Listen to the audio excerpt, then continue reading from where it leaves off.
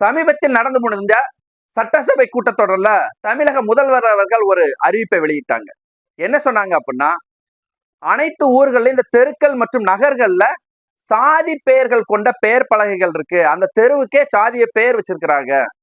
சில இடங்கள்ல இதையும் தாண்டி ஒரு சாதிய கட்டமைப்பை உருவாக்கும் வகையில இந்த தலித் என்று சொல்லக்கூடிய பட்டியலின சமுதாய மக்கள், ஆதி திராவிட மற்றும் பழங்குடியின மக்கள் வசிக்கக்கூடிய இடங்கள்ல காலனி அப்படின்னு பேர் வச்சிருக்காங்க. உதாரணமாக Kakkan colony, Kamarajar colony, Indira colony, புதிய இந்திரா காலனி அப்படியெல்லாம் பெயர் பலகைகள் வைக்கப்பட்டிருக்கு. இது அது அந்த மக்கள் வசிக்கக்கூடிய பகுதி என்பதை ஒரு தனித்துவமாக காட்டுது. இப்படி இருக்கக்கூடாது.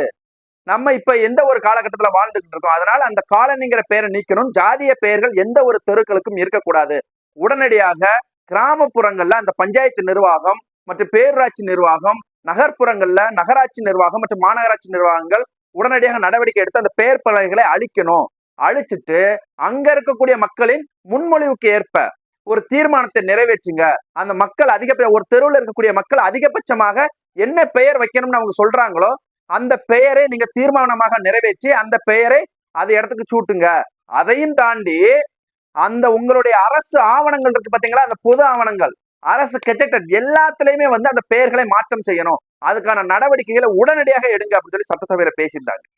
இது சம்பந்தமாக இந்த சென்னை மாநகராட்சி இயக்குநராக இருக்கக்கூடிய சிவராஜ் அவர்கள் அனைத்து நகராட்சி மற்றும் மாநகராட்சி கமிஷனர்களுக்கு ஒரு சுற்றறிக்கை அனுப்பியிருக்காங்க.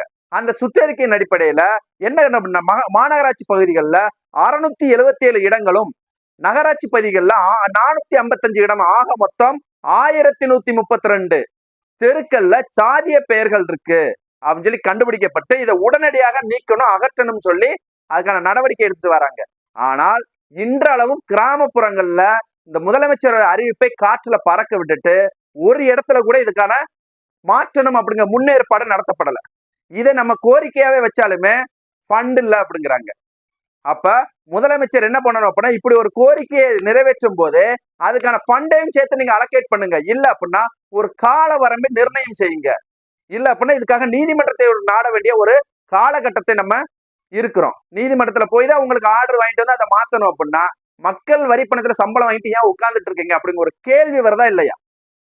நாங்க எல்லாத்துக்குமே நீதிமன்றத்தை நாடிதான் ஆர்டர் வாங்கணும் அப்படி சொன்னாலுமே நீங்க அதை நிறைவேற்ற மாட்டீங்க அப்படின்னா என்னதான் ஒரு முதலமைச்சருடைய பேச்சுக்கு இங்க மதிப்பு இல்லையா?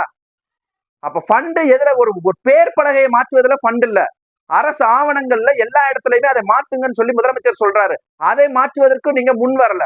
யார் தான் இதை செய்வா?